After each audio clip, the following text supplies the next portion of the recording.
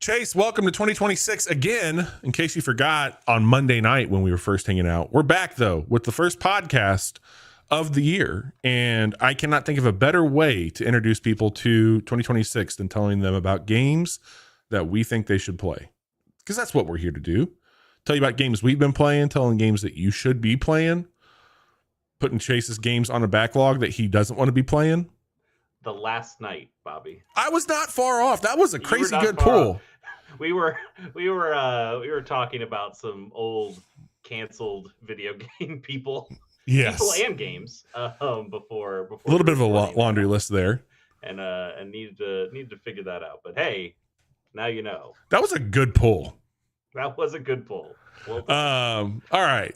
Welcome to the Casual Hour. I'm Bobby. That is Chase. We've been doing this for a long time, and we like video games quite a bit. And this is a month of celebrating video games, the ones coming out in January. We're going to look back into 2025, despite our best efforts, to tell you about some games we picked last December, to let you know if we got it right. But Chase, before we get too far into the weeds, I know you've been playing a lot of stuff. I've been playing a lot of stuff. Tonight, we're going to dip barely into what we've been playing over the break, but next week... Bobby has banned me from talking about video games. I have banned him. I'm trying to... Every other week, he's like, Chase, please talk about video games. My God, man. And I'm like, Bobby, don't worry, buddy. I got you. I've got so many games to talk about now. And he said, no, don't talk about it. It's all about content, baby. We can't fuck on the first date. So they got to come back next week if they want to get fucked. Okay. I mean, there goes our YouTube ad revenue. New year, new me. All right. But no, we're going to tell you about some games that we are excited about. And I've looked ahead. I know what Chase is going to talk about, and I'm very excited to hear about that. And I think he's going to be very excited about what I've been playing too. Doubt it is what he says. All right. Those are the rules of our monthly preview. As we've mentioned, next week is a What You've Been Playing. Please do come back. We'll have a lot more to tell you about. And if you want to know what those sound like, check out our long history, 453 episodes of this show. And you can find that everywhere podcasts are. You can get your fill before you find out what we've really been up to the last 2 weeks. Chase, on a scale of 1 to 10, how are you feeling about January's games now that you've put together this list? Before we get into it, at the top of it, would you rank it? Are you above a 5 on excitement? No, I told this on Monday. I've picked one game for this month. I think that game looks awesome, but there's not a whole bunch that I'm really super excited for in January. I would say it's generally not a month historically. Correct. That is great for gaming because everybody wants to get their shit out before the holidays. That's mellowed out a little bit as study after study have shown that people buy games all the time, anytime. So correct. You can kind of put your video game out whenever. But I think there is still just a little bit of a pull of, we should get our stuff out before the holiday, right? So January ends up usually being a month that is, a bit of a come down. Like we had all our Game of the Year discussion stuff. This is your chance to go play your backlog or something like that. And, we'll get to gaming in February and March. But I think there's some solid titles here. And I see that you have a lot of titles that you're pretty excited about. There's some really cool indie games for sure. And we'll get into it. We're going to show some trailers and talk over those. If you're listening to this episode, go back and watch the video. It's much better. And you can find that on our VODs. You can see all Bobby's new graphics. Some of us relax and play video games over the break, and Bobby goes, what if I completely overhaul all of the show's visuals? What if I just did that? Last year was the big one. Last year was a huge rebrand visually for our show.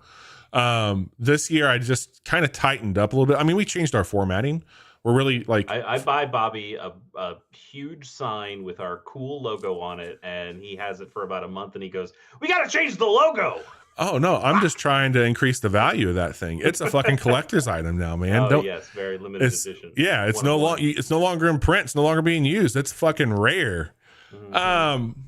All right, let's get into it. We're going to start off by telling you some of the games we're currently playing. As I mentioned, we'll have more to talk about next week. Chase, I have been playing a game called FUMES. This came into early access last year in July. It's been on my wish list. I've been on FUMES for months. Fucking just pull me over at this point in time. This game is rad as fuck. Chase. I'm just going to tell you that right now. I'm going to type this into this old computer, say FUMES game, and take a look at what this might be as you keep talking about it. It is a very retro take on a vehicle combat game. Like, think mid-90s. I was 100% just seeing 2 seconds of this. I was like, oh, Twisted Metal. It's absolutely just like a hell yeah simulator when it comes to that. But it feels very influenced by where video games have kind of progressed. Outside of just these cars are fucking rad looking and you can make them go boom, testosterone fueled. Like, they're doing some really clever things. First of all, this is style for days. And I want to flag that I traditionally am very opposed. I just have an aversion to this new era of retro, which is more based on like the PS1 era looking graphics. Mm-hmm. Like, I liked the sprites. You're not really a low poly guy. I'm not. A low poly stuff I feel is just almost a bit too try hard. Here, though, I think it works really well.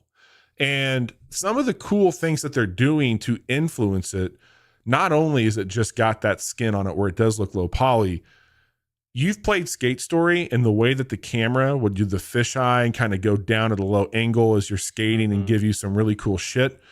Man, after you clear out like these fucking enemies, the camera switches around to the front of your vehicle and you're just cruising and it's got this fisheye lens going as you're driving off. It's doing some really cool aesthetic things that I think they could not have pulled off in the 90s because it just wasn't. Sure.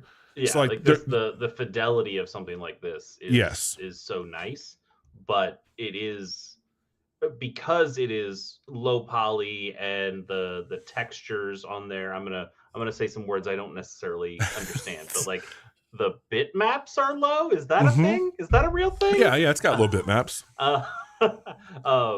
The bitmaps are low. My fucking feelings on things are low.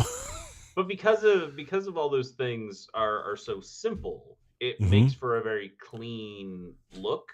Yeah. And I very much know what is happening in every screenshot and absolutely while this game is in motion. I totally get it. It looks really cool. I will say, I would like to hear more about this. I'm seeing what appear to be like some boss battles that maybe people are teaming up with, and it seems like it's almost got like a Horizon Zero Dawn where you're trying to rip off parts of the big boss as you continue to fight it. There's like a bunch of fucking bizarre things that are happening. So like I could tell you that this is just a cargo delivery simulator if I really wanted to be reductive, but you are driving a vehicle that is highly customizable, and there are anomalies on the map. And on that map, you'll drive into like a tornado or something like that, and you have to deliver cargo to it. And you get cargo by either stealing it from other drivers, taking them out, like blowing them up, or doing like caravans. So on the map, you're going to see these anomaly things. It kind of reminds me a bit of like the gates and stuff in A Risk of Rain. And when you drive into it, it's going to bring a horde of enemies out. You clear them.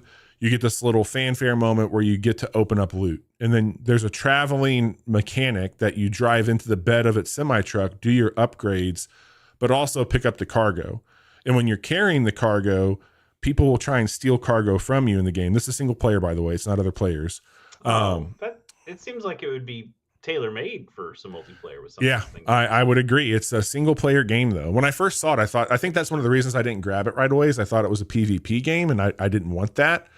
I am more excited hearing that it's a single player game. Those are the kinds of games that I would like to play. Man. But at the same time, it seems like it would work really well for multiplayer. So this is going to be a weird thing to pull, but some of the like ways you get into boss fights. Hang on. I might have a title for us. Escape from Car-kov. That's what I thought. Yeah, that's fucking good. Just looking at this, like, is that what this is? And apparently it's not, but it kind of is. It kind of is. What was I saying there? That single player game. Single player game. Oh yeah. So you're gonna do your upgrades. You're gonna go out. You can have cargo taken from you, but you need to drop it off at these anomalies, and then they can pair up with you. So like you can basically like get gear from them, or because when you come up against it, it'll say it's hostile, and so you deliver like 20 pieces of cargo to it, and then you get these other things. And there's various ones. Some require 8 pieces, some are 20. There's different boss encounters though. So if you clear enough enemies, you can do a boss. And so far, every time I've killed the boss, I get to like take that vehicle. And so then you get that vehicle and then you're going to get parts for it. So like you can get tank tracks, or you can get monster truck tires, or you can change the suspension to be. You're saying boss, like these, and you can take their vehicle. They have similar sized vehicles to you? Because I'm seeing some giant things. I'm seeing like a cruise liner. There's some real big fucking things out there, but there are going to be, I guess, mini bosses or kind of like early game bosses that their vehicular style and then the paint. You'll get both of those, and then you can choose to equip that. But then you're going out and it's all like, okay, I just got a C rank autocannon. I got a B rank shell cannon. And then I've got a medium-sized cargo. And most vehicles are going to have trade-offs. So like I've got this one big box van that has 4 equipable spots on it. So like on the sides of it, I've got 2 autocannons. I've got a shotgun on the front, and then I've got cargo on the back. And I pull that one out when I need to do big deliveries. And what's really fucking cool about this is the way that the controls work. The 2 cannons on my left and my right are both the shoulder buttons on the controller. So as cars are coming up, and if I have auto ones, it's automatically locking onto cars as I'm doing these missions. Sure. And I'm just fucking mowing people down. They're blowing up and flying past you. It's got like Mad Max meets Twisted Metal meets Car-kov.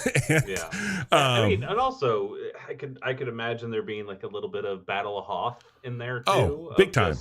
Everything that's flying around you, like yes, you're in cars and stuff, but it has a lot of that energy to it. Absolutely. So the customization stuff feels really cool. All the upgrades, like if you kill somebody, you're always getting a few things. You pull up to the semi, you honk twice, it pulls over, you drive into the bed. You could do all the gear swaps. It's really fucking cool. I think this would be an absolute blast for us to play on a Monday night. And I would love to see more of this. Yeah, this would be a really good streamable game. Some big moments in it, but I cannot recommend FUMES enough. It's in early access. It's currently overwhelmingly positive and well earned on Steam. I don't know roadmap on when it's coming out, or it should be on other consoles, I would imagine. I would hope so. It does have a demo if you're interested in that. Absolutely. It is $15 right now. And the FUMES team is who made it. I don't know what else they've done. Will arrive at full release roughly a year after early access, and this summer. This came out July. So that makes sense. Cool. It looks rad. Yeah, man. FUMES is a good time. I was wrong. You brought a rad game.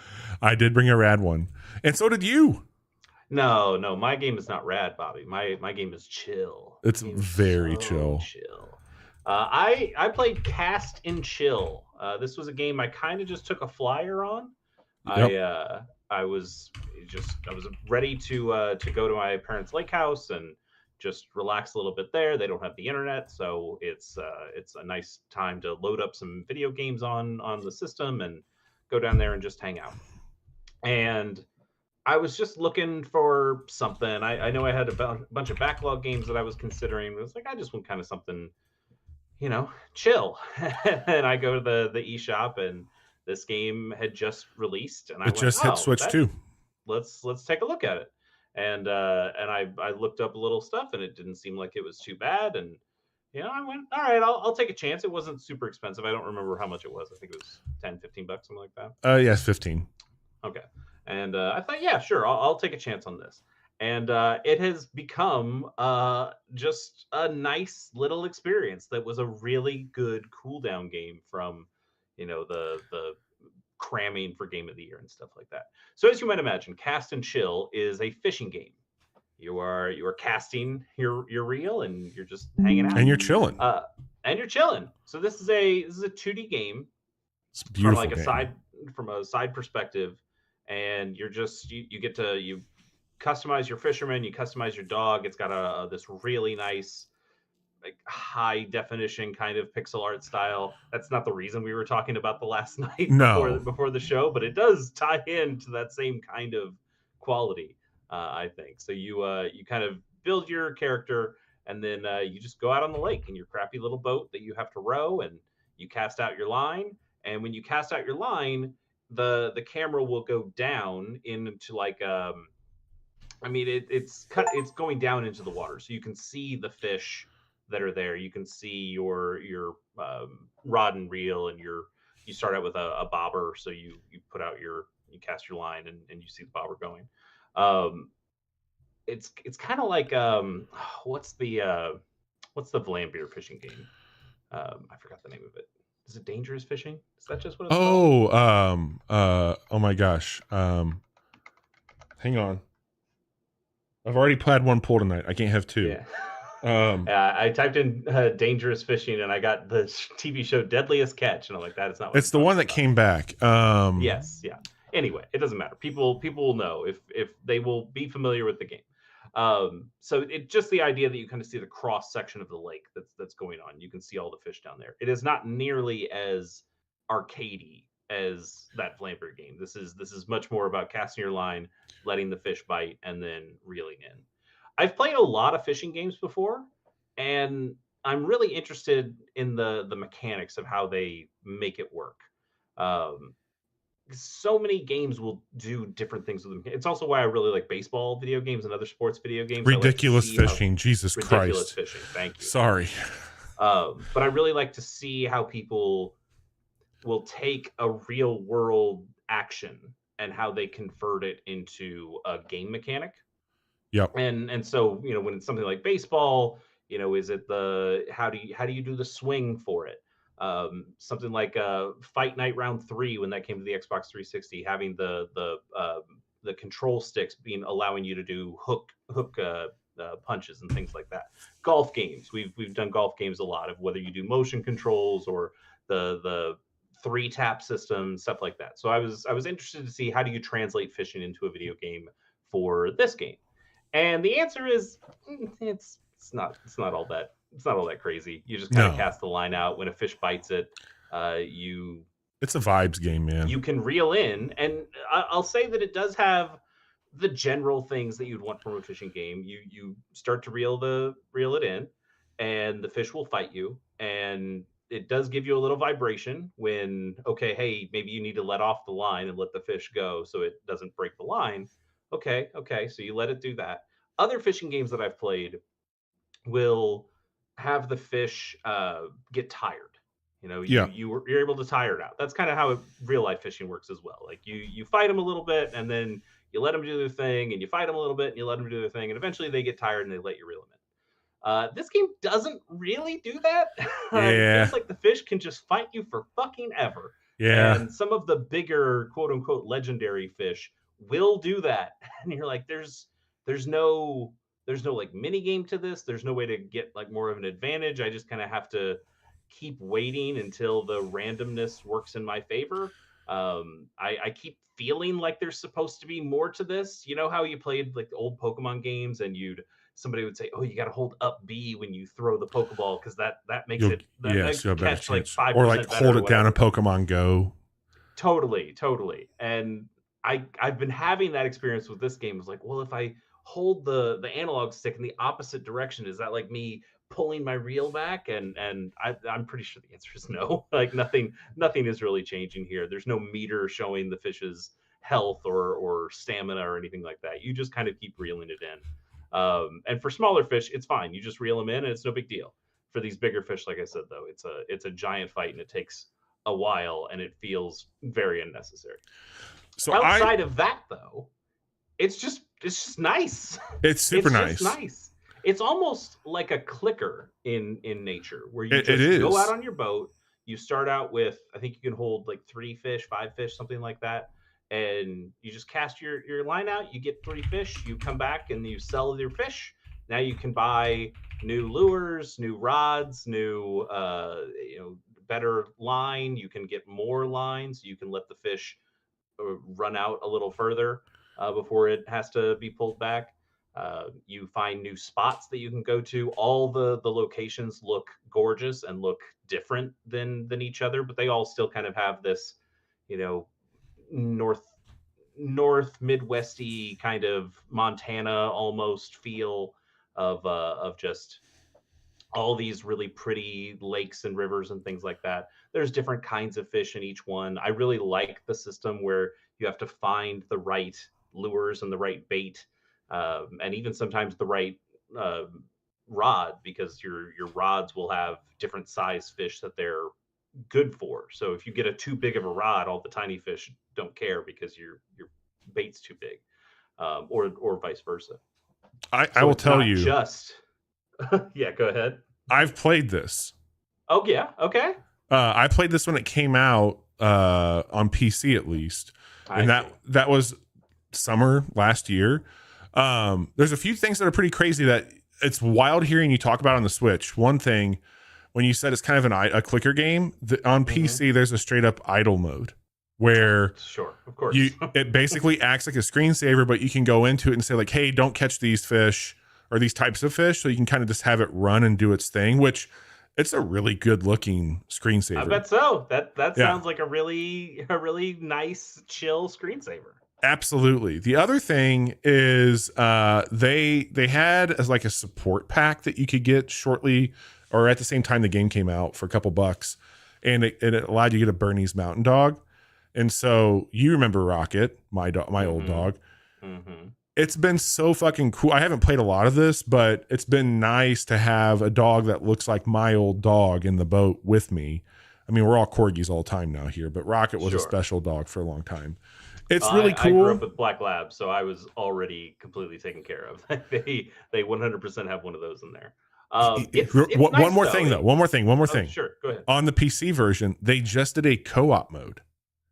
Ooh, okay. And it's a local. It can be remote play via Steam, or you can use like what was that one thing that we would use?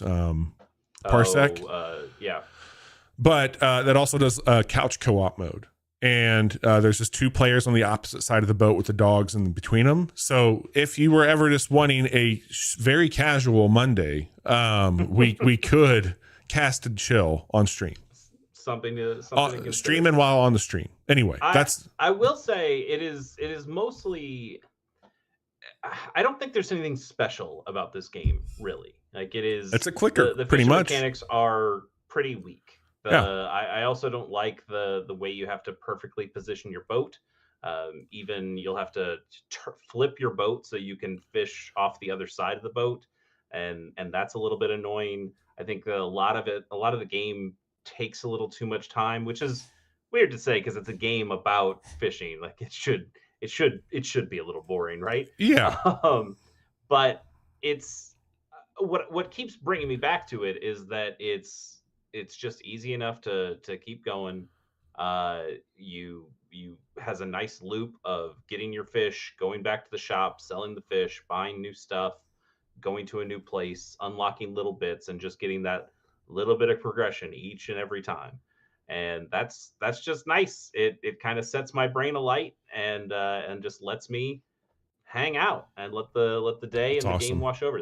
This is a fantastic podcast game. Oh yeah. Even though I think I wouldn't really say the game has all that much music, but it does have like a really nice ambient kind of soundscape that's going on. You'll hear birds chirping and deer and grass rustling and that kind of stuff. And it's just like you said, just gorgeous to look at. It really is. I've been having a nice time with it. I had a couple of really long sessions with it, and I haven't gone back since because I've been stuck on some other video games that I'm pretty excited about that I'm not allowed to talk about tonight. You're not. So I just decided, hey, let's talk about Cast and Chill tonight. It was a really nice thing to ease me into this year, and I thought I'd share my. Oh yeah, man. Cast and Chill is great, and that just hit Switch. I think like the week of Christmas, if I'm not mistaken, or shortly there. So. Yeah, I picked it up basically right then because it had just recently come out. Is it Switch 2 only? Do you know, or is it both? I mean, I think it's on both, but I will check just to be sure. I don't know if it's on any other platforms besides PC and Switch at this time, though. I believe that is correct. Wombat Brawler, again, $15. They've got a couple combos on Steam right now while Chase is looking that up. You can get Dredge, which is another awesome water-based video game, and this for $35. And Eastern Winds, I haven't gotten this yet. It's a $3 support pack, but there was a, I think, update to the game where they added some it looks like it is just Switch 2, which is kind of wild to me. It doesn't seem like there's a no. This says this Reddit says Cast and Chill now on Switch and Switch 2, but the screenshot is just saying Nintendo Switch 2 edition. I don't know. Okay. Buy a Switch 2. Or Buy a don't. Switch 2. Or Yeah. don't. Just don't do that if you don't want to. But Cast and Chill is pretty cool. And honestly, like Bobby said, it sounds like maybe the PC version is the way to go if you want the cool screensaver Yeah, there's version. some cool I don't stuff think there. The Switch 2 has that I could see anyway. Right on. So that is FUMES and Cast and Chill. FUMES is PC only in early access, and Cast and Chill just came to the Switch, but also on the PC. Chase, why don't we dip back into 2025 briefly? And I don't want to do that. Well, 2025 sucked. 2026 isn't off to a great start either. That's a really good point. The video games of 2025 pretty good. Pretty good. And while you're back in 2025, folks, take a peek at our Game of the Year stuff if you want to know how some of these games that we're talking about in a moment landed on our Game of the Year stuff. None of these games showed up on anybody's list? Bullshit. You had one. No. It was not nominated on our list, but we definitely covered. Oh, we talked about it. Yeah, but it didn't. Yeah. Okay. I thought you were like, oh, Metroid Prime 4 was on my list. No. I don't remember that. No. All right. In December of 2025, I had one pick, and that was Skate Story, which Bobby is right. We talked about that for best style and maybe even a best moment, I think. And it was a best screenshot of mine as well. I think maybe best debut was. That could be. Yeah. Skate Story I thought was pretty cool. I was a little frustrated by some of the ways that it played. It didn't quite hit perfectly for me, but I think there's a lot of cool stuff there, and I could totally see that hitting for a lot of other people, and it sounds like it really did. Yeah, people were. I mean, I was on a lot of lists when I was reading those at the end of the year for sure. Mm-hmm. Bobby, you had a few other games. You had Death Howl, which I have it downloaded. Okay, I've played the demo of it, but I've not played the full release. We can fire that one up. You had Unbeatable, which is that rhythm game that has a real anime art style. It kind of feels like Scott Pilgrim, but it's currently in my cart on Steam. Okay.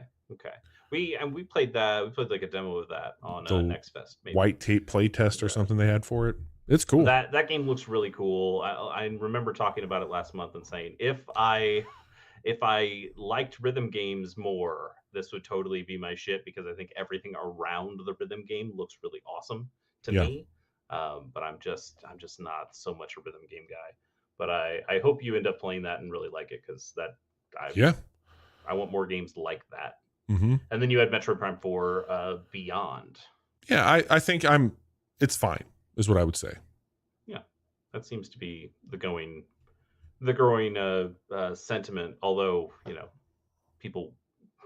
This game took a long time to make. It's kind of crazy. Famously went through a number of big changes, and I think there were a lot of expectations on the game, and so it just being fine is maybe a bit of a disappointment from what people wanted the game to be.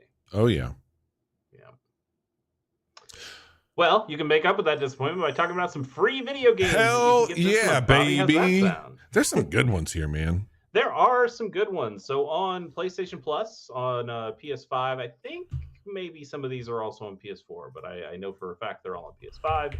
We are getting Need for Speed Unbound, and Bobby is so pissed because when Need for Speed game came up on the wheel, this one was still $60, $70, and I went, I'm not paying that much for a Need for Speed game. I'll just buy one of the $5 ones. And now that it's free, will I go back to this Need for Speed? This is the one that Bobby said I really should play. It's really good. Well, good news, Bobby. It will be in my library. So when I do feel like playing another Need for Speed it's game, really good, man.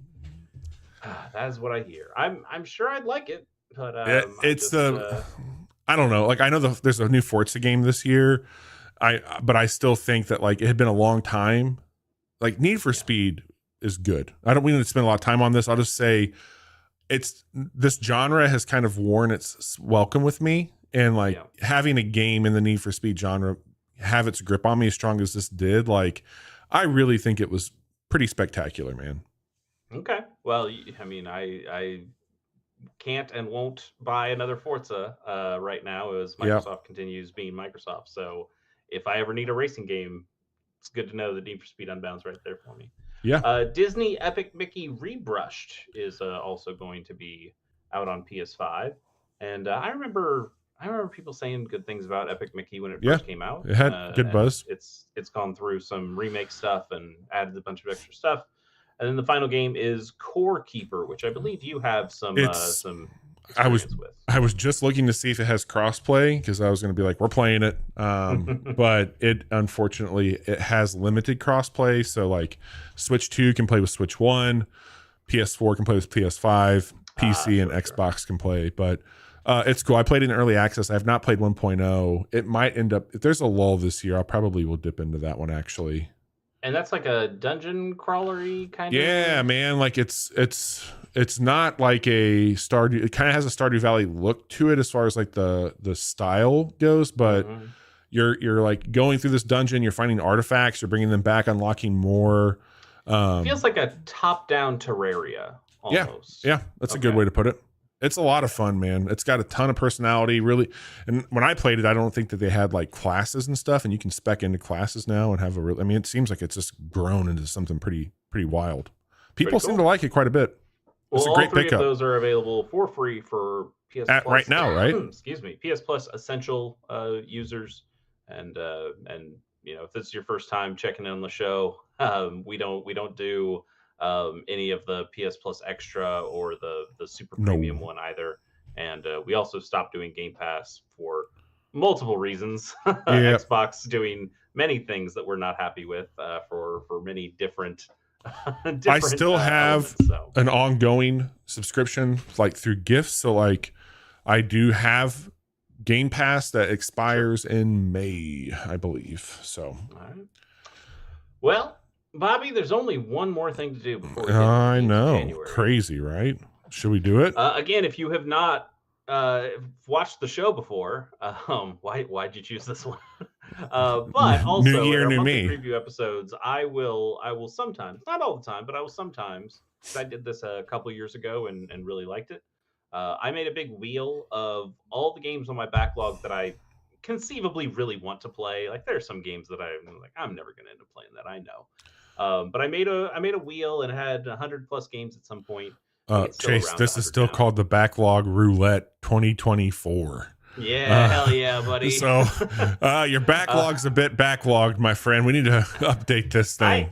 So I update the games. I have not updated the title. I can see that. But yeah, every month or most months, we will spin a wheel, and whatever it lands on, I have to at least give the old college try to, and just get a couple games off my backlog and see what I like. This has led to some games that I've been really happy that I played. I played The Last Guardian because of this. I played the last one actually for last month was a Fire Emblem ROM hack, and I ended up playing through Fire Emblem Sacred Echoes and had a fantastic time. It was my hack of the year as part of our Game of the Year coverage last month. So lots of cool stuff can come from this. I'm sure I've given you plenty of time to look at some of the titles on this wheel, and most people probably go, why the fuck is that on your backlog? And Bobby honestly asks that every time we do this. Bobby, why don't you spin that wheel and you tell me what I'm going to be playing in the month of January? I don't know who's going to be more disappointed here, you or me. It's going to be one of us. I have allowed some friends to add games to the wheel that they really want me to play. I don't know that look on Bobby. He gets to see the games before I do. Hell yeah, buddy. Hell yeah. Skies of Arcadia. Where are you playing that? So I'm going to be playing this. Oh, that's actually a good fucking question. This was originally a Dreamcast game. Yep. I don't have a Dreamcast. I will not be owning a Dreamcast. Then this game came to GameCube, and I don't think it's gotten an updated version. Is it on any of the Switch Online shit? I don't believe it is. So do you have your Switch? I'm gonna have to go through semi-nefarious. Arcadia. Yes, it appears that this game is only on GameCube and Dreamcast, so I might need to go through slightly nefarious ways, or maybe I've already done those things in the past. But I have ways of playing GameCube games. Yeah. So I'm looking forward to playing some Scars. There's a lot of people who think this is going to end up hitting that Nintendo Switch Online at some point in time too. It has to, right? Like, it has to. It just makes sense. Yep. But this is a very classic RPG that people seem to really like a lot. There was a game, was it last year, 2 years ago, that was like an indie game that was very much trying to be a Skies of Arcadia, and it didn't seem like it worked all that well, but the spirit was there, and I applauded the spirit. There's and we've seen some other 6 ones. days ago, YouTube. Was Skies of Arcadia really that good? Question mark. Video just came out 6 days ago. Well, you know what? I'm gonna find out. I'm excited to find out if Skies of Arcadia is actually good. Let me write that down for myself just so I remember. Skies of Arcadia. That's cool. That is what the Backlog Wheel is all about, ladies and gentlemen. Making me play some classic video games that I should have played when they first came out. Fair. Well, how about some new games for us normies? Sounds good to me. Let's start in the month of January on the 5th. So we're already past it. This game's out, Bobby. This game is out. Crawl is out on PC. And you know what? This looks like a cool co-op action-y game. I've been dabbling with picking it up. Reviews make it sound really fucking hard. And so I don't know if that's what I'm looking for in one of these. And they also said like, hey, don't even fucking try playing this by yourself. Like you need to have. So I don't know. I think it looks awesome. I bet you it would probably be fun, but not to make this a depressing thing. It's just hard at this age to find people to regularly play games with. Totally. Like if we had two other friends who were also super jazzed to play something like this, and we had a regular group that played, once a week or something, and had like a regular night where we're just going to play video games together. I think this would go into that rotation easily. Absolutely. And we'd all have a great fucking time for it. I agree. You're right. Like I would want this game to be something where I could play this single player and get gear or level up. Well, I don't 100%. Even know if it has those kinds of mechanics. And then at some point, you and I could connect up together, and we could do some runs on this together. Hearing that it's a little hard is pretty disappointing, because I love the way this thing looks. This looks so cool. I'm honestly kind of surprised this wasn't a Game Pass game.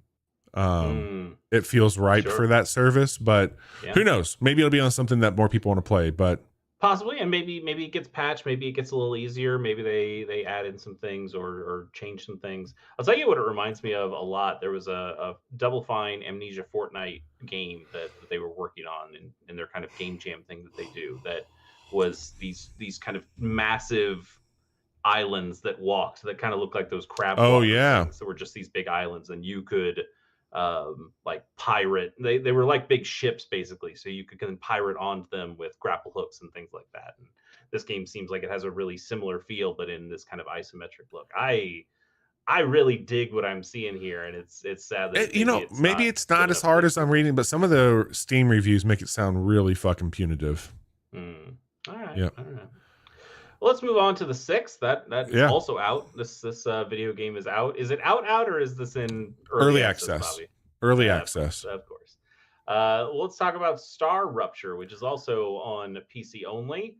And I'm just going to cede the floor to Bobby, because here's my New Year's resolution. I don't have time for this shit anymore. Bobby, tell me about your silly video game.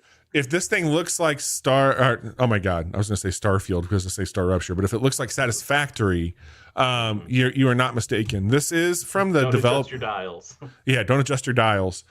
There's a game that I've not played that is highly regarded in the survival craft genre, and that's a game called Green Hell. This is from that team, and so they know what they're doing. I'm in Green Hell. Well, you're close to it. This is really fucking cool. You are playing a convict that has been sent to this planet to mine its resources, to then send them up to this company, and you are kind of freelancing for 5 different corporations. And as you upgrade and do things for those corporations, you unlock new stuff. So you might have one corporation that's like, hey, if you do stuff for us, we're going to give you grenades and guns. If you have another corporation, they're like, hey, we're going to give you better gear to build with. There's 4 classes. There's a medic. There's an engineer that's like for building. There's somebody who's doing research for new recipes, and then combat. Because unlike some of the other games I play in this genre, this is really focusing more on not only building your base out and mining resources, but these hordes and swarms of insects and bugs and aliens that will come and attack you and your base. But also there is a rupture mechanic where the star does rupture and it goes scorched earth, or scorched planet in this case, on everything around you, and kind of resets the natural stuff that you would be mining. The bugs will go underground. And what's really cool about this is there's other failed convict areas that you can go and loot to bring shit back to your base. And you kind of want to time it with these ruptures that are happening. So I'll talk more about it next week. I have been playing this game since it came out. And I'm having a really good time with it so far. But if you're a sicko. This is definitely like a game made for me. Jesus Christ. It's like a fucking template of a game I would lose my shit to. I'm just surprised these games have story at all. Like I just can imagine you going, I don't need a reason. I'm just going to do the thing. Just give me the thing to let do. me I'll be do a the thing. sicko. I don't care why I'm doing it. I'm a convict. Yeah, whatever. Who cares? Let me craft. Let me craft. Let me factory. Like, this is all I want to do. It might show up on a Monday night. It'll certainly be talked about next week. But Star Rupture, and also it's only $15, which I think is a hell of a price for a game of this magnitude. So check it out. Let me know what you think. Do you know when they're thinking it might be out of early access? Oh, I would imagine probably a year, maybe longer, depending on how things go. It seems pretty competent at this juncture for being an early access game. It feels really good. I'll talk way more about this game next week, so come back and hear about it there. All right. Maybe I won't come back. You'll want to. On the 10th, Code Violet is coming to PS5. The only note I wrote for this, Bobby, is... what if Isaac from Dead Space had a fat ass? And what are you talking about? I think I was pretty justified in saying that. Yeah, I don't know. Dead Space is like, I played it later in life when it got remastered, and I had a really good time with it. But I don't know. I still like, my brain's just like, hey, you don't like these types of games, dude. Like, you're a big pussy. Just like fucking buddy. Don't do it. Like, just do this. But that is a big ol' ass. Can you skip forward a little bit in this? Oh, yeah. There you go. No, never mind. I see it. It does seem like we could put this camera anywhere, and we're gonna make sure that we put the camera just low enough that you can get all those cheeks. Like that's the really important part they wanted to. This is a not safe for work stream, apparently. I guess not. Yeah, it's a fucking like it is I just. Don't know. Like, it's a horror game. I'm not into these kinds of things, but it does seem kind of like a Dead Space, and we're not making more Dead Spaces these days, so this is an option for you. Anyway, that's all I got to say about this one. Just big ass, because we got big asses and we got big hops, Chase. Absolutely. Let's move on to the 12th, where we're getting big hops. For finally, PC, Switch, and PS5. This thing looks charming as hell, but also it seems like this is one of the most competently made, or at least like one of the most ambitiously made platforming mechanical like systems. Dude, look at all the stuff as you watch this trailer. Look at all the stuff that this character can do. He does like the Super Mario Odyssey hat dive. There's like Chase, Mario I've played style. I'm sure you have. I would love to hear more about it. It feels so good. I bet so. This is gonna sound really harsh, okay? But like, hear me out. Mm-hmm. I'm not used to these games that are kind of aping for a genre that's typically dominated by like some big AAA players like a Mario and Nintendo. Sure. Right? Like, I don't expect a lot from them because I think that these are passion things that they care about. You know what I'm saying? Like, generally, I don't want those games. Like, I'd rather my indie games do something completely new and different. Yes. Like, why just try to make another Mario game? But I think if your answer is, well, what if I made maybe the best Mario game? I go, okay, I guess I got to know what that is, right? It feels really good. It's very competent to go back to what you said. It's got the juice, man. Like, this thing feels and sounds and looks great. The acting in it is pretty good. I just think it's very fucking smart too. It's very clever on how things work and move. So yeah, this thing's like awesome. Zelda Breath of the Wild style stamina. It honestly kind of feels more Zelda than Mario when you play it. Interesting. Yeah, I guess like level structure is probably what I'm interested in. Is it like one big world, or is it like Mario? I mean, I'm playing the demo, so I'm not like fully into what it's doing, but the slice I've been into for it feels like you're in this like sandbox world almost.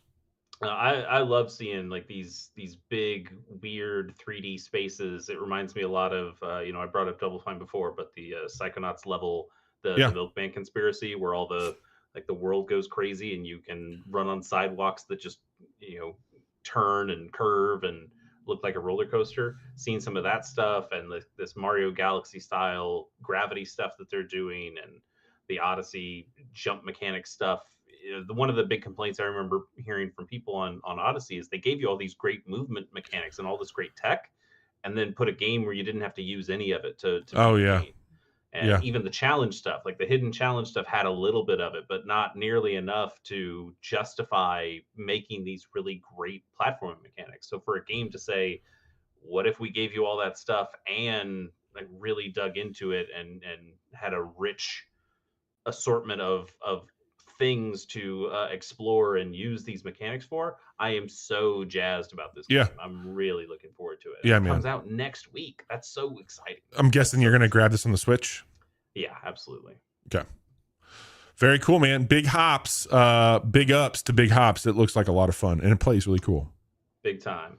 Let's stay on the Switch, and on the 15th, Animal Crossing New Horizons Nintendo Switch 2 Edition and the 3.0 update come Hey, you skipped a game at the same time. Nope. Yeah, you did. Did not.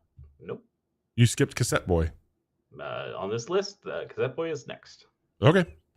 They're both on the 15th, but Cassetteboy is the next on my list. Anyway, Animal Crossing, this is coming to Switch 2, obviously, but the original Animal Crossing New Horizons is on the original Switch. Switch 2 version here has higher resolutions. It uses the mouse controls from better frame rate, new Joy-Cons.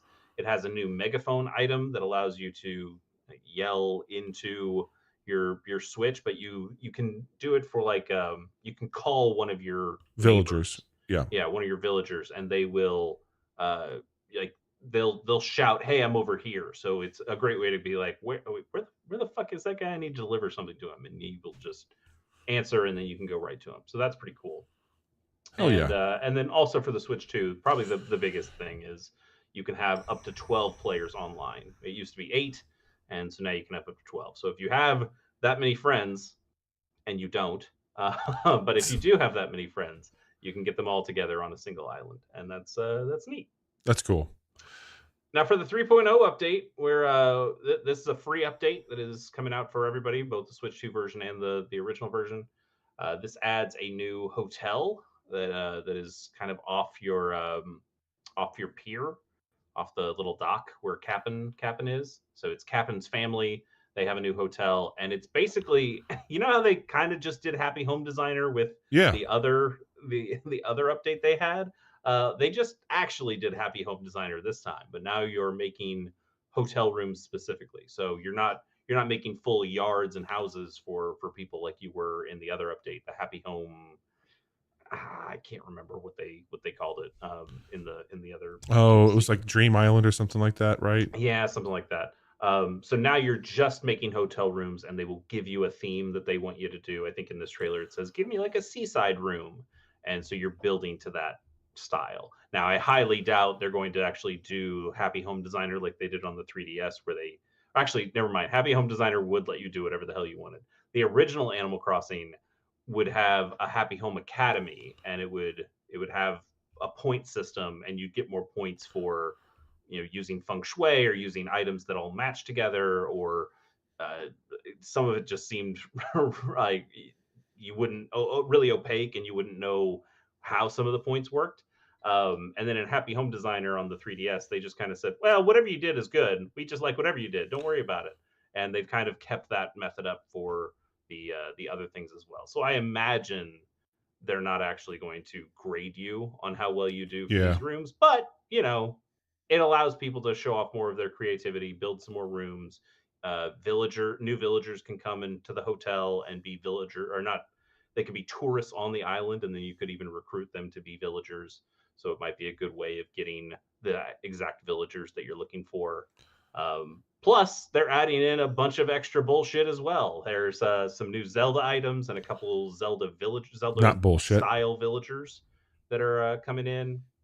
There's also some Splatoon items and some Splatoon style villagers that are recruitable as well.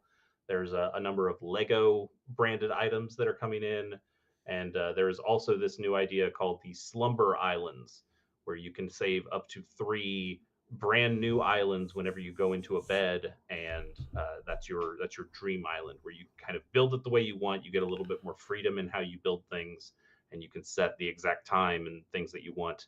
So if you want somebody to come over and just see, hey, here's this completely brand new island, and it's not my main home one, but I got to really stretch my creativity by building something completely new. I think you can even recruit players to come in and help you build those dream islands as well. So that's a cool thing where you can do like a big project together. Oh yeah. I think this is all really cool stuff and really nice, but also that game's been out for like 5 years.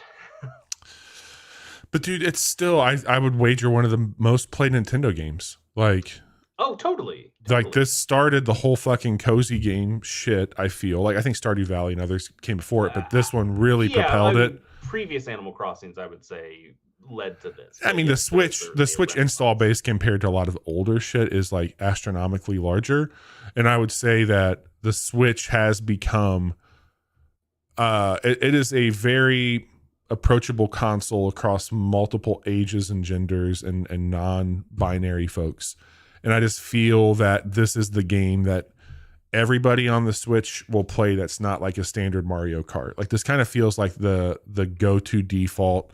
Hey, if you have a Switch, you have Animal Crossing. You're right, but I think that's true about Animal Crossing if they made a new one. Like if this was a brand new Animal Crossing, sure, this would be the biggest thing they could possibly put out. But this is a 5-year-old game that people have more or less wrung all the content out of, and now they're getting a little bit more content, and that's nice. And I'm sure a handful of people will come back, and more than a handful, a lot of people will come back and explore some. Hell, we're going back. But we're gonna go back. I'm gonna see all the cockroaches in my house and all the weeds on my island. But there's a part of me that's just like, man, this is the kind of stuff we were asking for 3 years ago. I mean, and I don't know if this is enough to get me back and playing Animal Crossing every single day like I was. I'm playing it with my wife. That's it. Well, sure. Yeah. And your wife doesn't play nearly as many video games. Like this is a video game that's really important to her. So she'll go back. And I know there's some hardcore people that are still playing this pretty much every day. I still have some YouTubers I follow that will build incredible looking islands and spaces, and it's fun to watch them do their thing too. I'm excited that there will be more to this game. But for me personally, even though this is a game that I'm pretty sure was my game of the year, almost assuredly was my game of the year in 2020. Yeah. I don't know. I don't know if this is enough for me. If they announced a new Animal Crossing, I'm in. But going back to the same island where I have a lot of stuff and a lot of baggage, I don't know if I'm necessarily ready to give myself over to Animal Crossing again. Even though I think all this stuff looks really good. No, I understand. All right. Now, Bobby, I was going to move on to Cassetteboy, if that's cool with you. Well, hey, I don't know why your list would be different than the one that I'm looking at, but here we are. Cassetteboy also comes out on the 15th. It comes to PC, Mac, Switch, PS4, PS5, Xbox One, and Xbox Series X. As you can see by the screens, if you're watching along with us, it's definitely going for some original Game Boy, color palette and maybe like graphical fidelity. But this game is in full 3D, something that the Game Boy definitely could not pull off. Bobby, I think you're pretty excited about this. I've played it. You've played everything. I've played everything. I play games. Bobby has like an uncle at Nintendo. He's played all of these games beforehand. It's really fucking clever. I mean, obviously there's been other games that have switched perspective around, but the big mechanic here that I think gets undersold a little bit is when you're not looking at something, it doesn't exist. And there's some real meta shit that happens in the game, and like I think it's going to be a pretty deep game on like some of the philosophies it's exploring into, but it adds a really fun mechanic on the puzzling. Like you might be on a button and it's like, hey, if I'm on this button, the gate's open, but if I step off of it, the gate closes. Well, what if you open the gate while you're standing on it, change perspective to where you can't see the gate any longer? Well, there's nothing to block you any longer. The gate never was even there. Music is great. This one does also have some of the Zelda stuff with like bows, arrows, bombs, swords, etc. Like there is some combat with it too. There's a demo. I think you could probably check it out on PlayStation right now. I played the demo on PC, but this is an absolute day one pickup for me after I played that demo. It is really, really well done.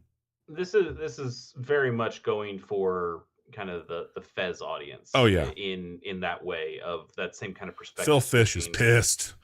Well, he's pissed about a lot of things, I'm yes. Sure. But also maybe like a little echochrome where you can change the perspective and make things happen. Also, I just see a little bit of Minute in this. That's probably just, hey, they're both based on kind of top-down Zelda kind of games, but I see a lot of connective tissue for a lot of different games that I like, and I bet I would probably also like this too. I'm gonna keep an eye out on it and see how other people feel about it. But I guess I'm not a strong enough endorsement for you. Nope, no, you're not. You're you endorse too many things.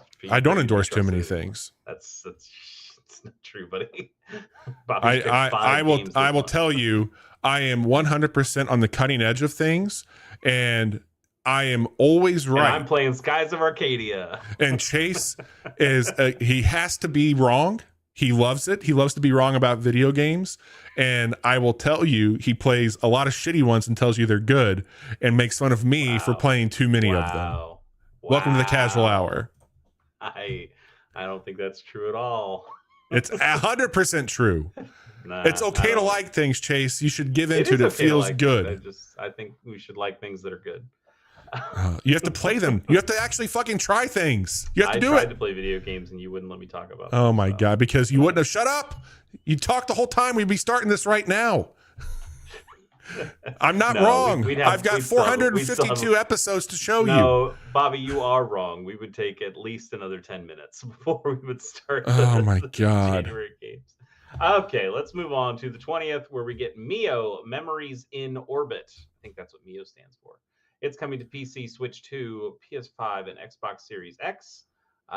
This is a Metroidvania, and I generally don't like those, but this does have some real fucking style to it. Bobby, what do you think? Oh yeah, I mean, this is more my speed than yours. I mean, I like all video games, of course, but this one, I think, I like Metroidvanias quite a bit. I think that there's something cool when they hit hard for me. If they don't grip and they don't do some inventive stuff, the genre is so saturated right now that I'm just very I'll bounce off of this genre probably faster than others if I don't immediately see something worth, repeating a lot of things in it. But the artwork here is doing a lot of heavy lifting early on. I want to know how it feels. This is on Game Pass. I will probably check it out there while I have that subscription going. And if it's something that feels good and I think it's going to have its hooks in me, I'll probably just bop over to Steam and pick it up there. Yeah, I'm really impressed by the art style. I'm interested to see how much it's taking from something like Hollow Knight and Silksong, because of Metroidvania games, I like those maybe the least, and yet other people like those the most. So it certainly feels like it's going to do some of that stuff that they're. I mean, they're extremely popular games. So if you're going to say, hey, I want to make my game more like Silksong, I understand go with why. God.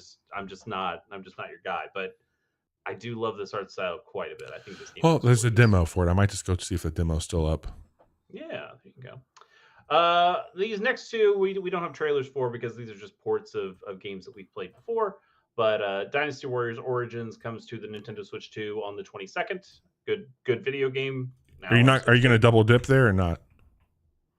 No, I don't think so. I guess I could, because I would just go down another route anyway. It's basically the same thing.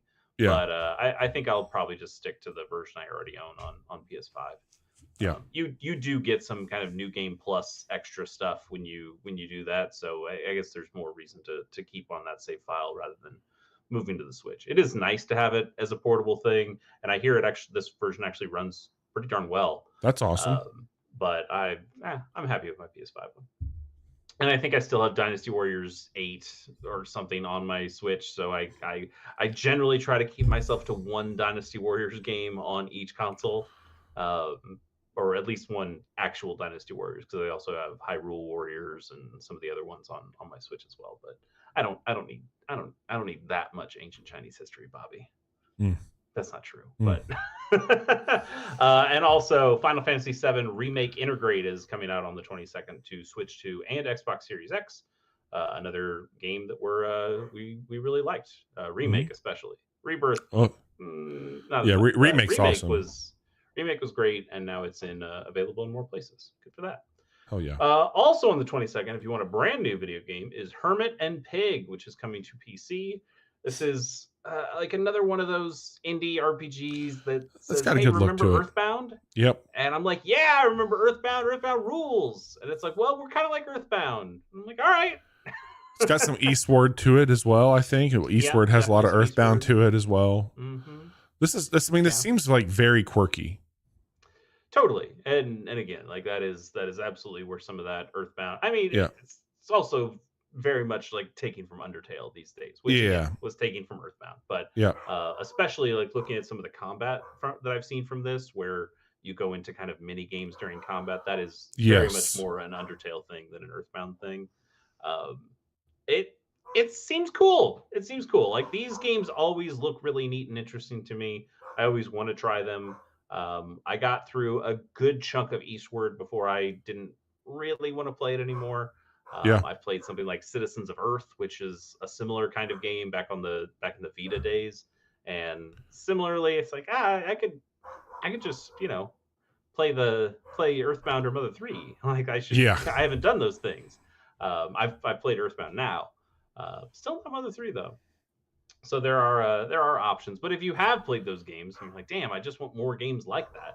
I think you might do worse than Hermit and Pig. Yeah, I mean, it looks cool. I know it's on some people's like most anticipated list, so we'll see how it goes for sure. Mm-hmm. On the 23rd, Escape from Ever After comes to PC, Switch, PS4, PS5, Xbox One, and Xbox Series X. This is, what? No, I was gonna say I was kind of agreeing with what I think you're gonna say. Okay. I hate to be reductive in this way, but this game is absolutely a Paper Mario. Yeah. They said, what if we just made our own Paper Mario? From the way that the characters are 2D to the combat is very obviously going with some Paper Mario stuff. And I don't hate this. I think this looks pretty good. And I am kind of out of official Paper Mario games at this point that I haven't played. But I don't know. There's something about it that I'm just not 100% in for. Yeah, this is, there was the one that came out a couple years ago, the Ghost one. Yeah, the ghost with like a hand on its head or something. Yeah, it was like a Paper Mario like. That's how I got the Bob Omby guy. He did the artwork for it. Oh, that's right. That's right. And I was trying to look it up because like this art kind of is similar, but I don't think it's him. I don't think it's related at all, but yeah, I see where you're going with that. But I think it's because they're both kind of going for that Paper Mario. Paper Mario for sure. I mean, look, it's a cool idea. I like the idea of a Paper Mario for sure. Paper Mario games are great. Yeah. I'm not dissing Paper Mario games, and if somebody wants to make their own version, I'm excited. I'm interested. The biggest problem I have is that I still have Bug Fables on my Switch. Oh yeah. And everybody I talk to says that is like the best indie Paper Mario that you could possibly play. And so I just, like, if I want another Paper Mario game, that's the one I'm going to go to, probably over this. But this doesn't look bad. If you've already played Bug Fables and the Ghost one that Bobby was talking about, this might be something. The demo, there is a demo out, and the reviews say like, hey, if you love Paper Mario, you're going to be right at home. So there you go. Makes sense. Makes sense. Let's get another port. How about that? On the 28th, Dispatch is coming to the Switch and the Switch 2. Bobby's very excited that that I have one less excuse to play you have Dispatch. One less excuse to play Dispatch. So we'll see. It's really cool. It showed up very prominently in lots of your game of the year lists. It was awesome, man. You're a big fan. On the 29th, Cairn is coming to PC and PS5. I think this game looks great. We've seen this trailers for this game for a while now. Obviously, it's a game where you're doing a lot of climbing, and I, I I think it looks good. I feel like I just played a climbing game. You know, we just played Jusant. Well, you just played a robot game, and you played another robot game, and you played an RPG, really, and you play really like and you robot play another games. RPG. I mean, I don't think that just because it's another climbing game, this one does. I've That's played fair. it. It's different than Jusant enough. Like this one feels way more RPG than Jusant. It also seems like it's more about the mechanics of Yes. climbing, like real Yes. climbing. Like there's Yes. you're putting carabiners on shit, and you're nailing things into the mountain. Where that's not really a thing you did in Jusant. You just kind of climbed the mountain in a very arcadey kind of way, whimsical kind of way, and this is very much more hardcore climbing. It is, and I also think that the comparison's not far off though, because there is like this emotional undertone to it. It's very stylized also in a way that Jusant was. Like Jusant was just very striking, and I think Cairn is the same way. But there's some really cool stuff happening under the surface with this one. And I walked away from that demo just like, because it was supposed to come out last year. And I was like, God, I cannot wait to play more of this. And it got bumped.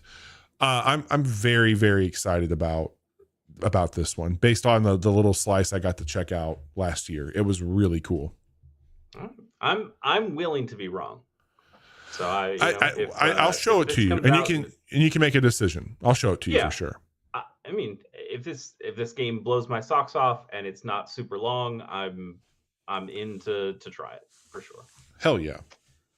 A game I'm probably not in to try is coming out on the 30th, and that is Code Vein 2, which comes to PC, PS5, and Xbox Series X. That first game was really billed as anime Dark Souls. And, isn't that what this is? Yeah, it's 100% just anime Dark Souls. Yeah. I was like, that's what this thing is. But now there's another one. And, people were pretty into it though, right? People, for Dark Souls alikes, this is one that I remember being pretty popular and pretty well received. So yeah. I haven't heard a whole lot about what the second game brings or how it's going to be different or anything like that. But I thought that you could have played as like a guy or a girl in the last one, like a brother or sister. I thought that there was something with that. You might be mixing that up with Scarlet something. Yes. I played that one. Scarlet Nexus. Right? Yes, that's that right. That was the one where it was like a brother sister anime game that you could play. Yeah. That had some of those systems in it. That one's not exactly a Dark Souls. It's a little bit different. Okay. And I liked enough. This one's straight Souls. This is very much more like a Souls. Yeah, for sure. Okay. But yes, I also had that thing. It was like, is Scarlet Nexus? Yeah, that's right. Okay. God, we've had some deep pulls tonight. I think they're all Namco games though. So if that's fair. Helps, if that that's helps, fair. I'm pretty sure they're all Namco games. This is Bandai Namco. This is Bandai Namco? Okay. Yeah. And yeah, that's right. Okay. Let's move on. Also on the 30th, Front Mission 3 Remake comes to PC, PS4, PS5, Xbox One, and Xbox Series X. I think it also comes to Switch. Am I wrong about that? Which one is it? Front Mission? Front Mission 3 Remake. I know the other remakes came to Switch. You don't have it listed for the Switch. I don't have it listed, and yet it is. It already came out on the Switch. That's what it is. Oh, this is out on the Switch. Yes, this is already out on the Switch. So this is a port, I guess. Actually, this game's on sale right now on the Switch. It's 50% off. Well, maybe we can do this before February then. Maybe. Yeah, that was it. Okay, this is just a port. Okay, I'm gonna end up picking this up, I think. Okay. I didn't generally love the original Front Mission Remake. I don't think I necessarily like the Front Mission mechanics. I've talked about on a number of shows. I don't really like the not being able to target specific limbs of these robots. So you just kind of is this Wanzers? And then this is Wanzers. That is correct. Okay. Yes, all the mechs are called Wanzers. But when you shoot, it kind of randomly decides what parts on the robot the damage gets dealt to. And I feel like you can't really strategize it as much. Where I go, okay, I really want to take out its arm right now, but it won't let you pick that. So sometimes you're like, oh, this should be enough shots to kill it, right? And it's like, well, no, because it did more damage to the leg than to the part that you really needed it to do. So it's still alive and it's going to kill you now. Isn't correct me if I'm wrong, but isn't Front Mission 3 like the fan favorite of that series? Like, I believe this is the one that really made the series popular. I know our friend Jiggy is the biggest fan of this one. Okay. So I don't know. We'll see. Maybe as Bobby kind of alluded to, we're considering finding a way of bringing Jiggy on here. A little something. Maybe playing some part of this game and having Jiggy talk about it. Jiggy did a big stream of this a couple years back. Cool.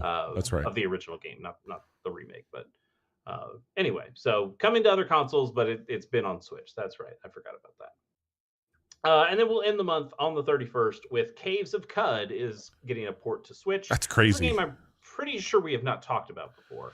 No, it feels very, very much for sickos, dude. Yeah, this is like the hardcore. People love this game though. Like when somebody says roguelike, they mean this is like the video game Rogue. Not like, nobody's gonna call this a roguelite or have questions about like, oh, what do you mean when you say that? Like, this game is like fucking Rogue. That's what this game is like. The storytelling I hear people do when they talk about this video game and the way things happen, I think part of it is just the people who play this game are extremely imaginative on their own. Yeah. But the way that things kind of come together in this game, in my notes, it says like this is the roguelike equivalent of Dwarf Fortress.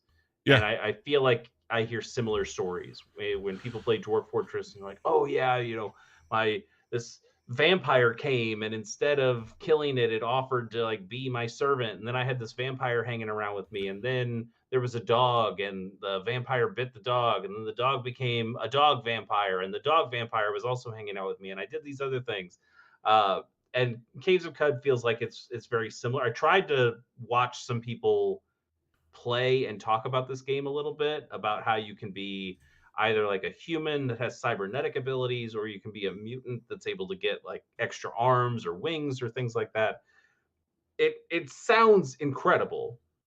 And as you're looking at it on the trailer, you go, well, okay, it can have all these kind of crazy things in here because it's like one step above ASCII art for the looks that it has, the graphics that it has. I don't know if I'm capable of putting in the time required for a game like this, but I'll read your review. There are people who will tell you that this game is as wide as the ocean, as deep as a puddle, or other such criticisms. You can listen to what they say, or you can test the water yourself. I used to think my answer to the question, if I only had one video game to play for the rest of my life, was can she now? I think it would be Caves of Qud. So there's a lot of people who say like there's nothing that they want to play besides this game ever. Yeah. And I get it. I just don't think it scares the shit out of me. It's been on my wish list on Steam for a while, and I'm just like, I'm either going to immediately bounce off of this or I'm never going to recover from it. And I don't know which one would be worse at this point. Absolutely. We've talked about this before, but like I've never played Minecraft, nor will I ever play Minecraft, because I know that the same way you said, I'm either going to not like it, and then I'm going to feel like, well, that was a bunch of wasted potential that I've been thinking about for years, or I will be lost to it, and you will never find me again, and all I will be doing is playing Minecraft because I was such a Lego kid growing up that would just scratch the itch, and I would never play another video game again. You would never see me. I would never show up for the casual hour because I would just be playing Minecraft 24/7. And I'm with you. I think Caves of Qud is another one of those that if I was able to just get over the way it looked and just let myself go, oh, you know what? Like the graphics aren't a big deal. I just want to like get in and see what's going on there. I feel like I could get lost to this thing. And I kind of can't allow that to happen. No, I got to play other I'm with you. games. So I think this one has to bite the bullet and not be played, but it will be one I will continue to think about probably forever. Yeah, I'm with you in a similar way to Dwarf Fortress as well. Like Dwarf Fortress, like that seems like a game that could be my forever game. and I just can't allow it to happen. Yeah, I think I'd probably pick this one up over Dwarf Fortress at this time. If I was like, I think I would too. I'd probably get this one over that. Yeah. Anyway, Bobby, it's time to make some picks. Why don't I go first because mine's quicker? That's fine. I've got Big Hops. I think Big Hops is going to be fucking awesome, and I cannot wait to play Big Hops. Bobby, what about you? I'm also really excited for Big Hops, but Star Rupture I have been playing. Cassetteboy, I'm going to check out Animal Crossing. I've been playing Cassetteboy, Big Hops, and Star Rupture. Animal Crossing, you have been playing. I've been playing. It's not the content that's out there. No, that's not the content. But we're going to stream that one the week after it comes out. So we'll have more on that one for sure. I'm going to check out Mio, Memories in Orbit. And then Cairn, I'm going to be playing that for sure when that comes out. Very cool. Well, that's the month of January, and that's the start of 2026. That's it, man. Nicely done, Chase. Thank you, as always, for putting together such a wonderful list of video games for us to check out. Yeah, we did all right. If you wanted to follow along with what we've been up to, we poured one out this week. We took one last flight with Anthem. That is going to be sunsetting completely. You will no longer be able to play that game on the 12th of January. So if you own a copy right now, dust it off. It still feels great, but we took one more flight. You can find that stream over on YouTube or here on Twitch. And then Anthem when you have Big Hops coming out the same day. It's kind of true. Like Big Hops will Big Hops will soak up your tears. Maybe even has some flight in it. But yeah, Big Hops comes out the same day that Anthem goes away. One dead for one life. All is balanced and fair. And then tonight was our monthly preview. We'll post all of our picks over on our Blue Sky channel, which you can follow along with by going to thecasualhour.com. We will be live again on Monday with a game that Chase and I'll be checking out. Chase, you are busy. You play video games. You also do a bunch of other stuff besides play video games. What are you up to these days outside of the Casual Hour? Well, on my YouTube channel, I'm currently playing through Star Wars Knights of the Republic. I'm episode 14, I think, just came out. Ooh, which cool. is me on God, I just forgot the planet. Forgot the planet, remembered it again, and forgot it again. I'm Korriban. That's right. That's right. Oh, yeah. The that's a good planet to be. And that new episode just came out today, so go check that out. Doing cool stuff, finding cool swords, killing ghosts, the usual. The usual. And that's been a lot of fun. And then I also have another podcast called Pilot Program that I do with a good friend of the show, Pierce Bourchain. We watched the first episodes of every television show ever made. We're actually recording our next episode tomorrow. Ooh. And that episode is going to be on Star Trek, the original series, TOS. I've never been a Trekkie. I've seen a couple of movies, both old and new movies, but only a couple of movies. That is about the limit of my Trekness.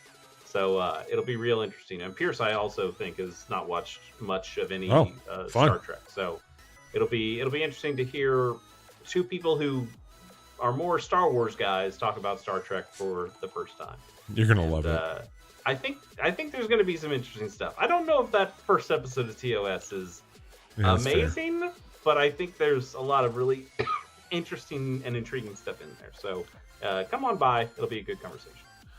Fair enough. All right, everybody. We're going to give Chase a break here so he doesn't die on stream, and we will let you all watch us again on Monday.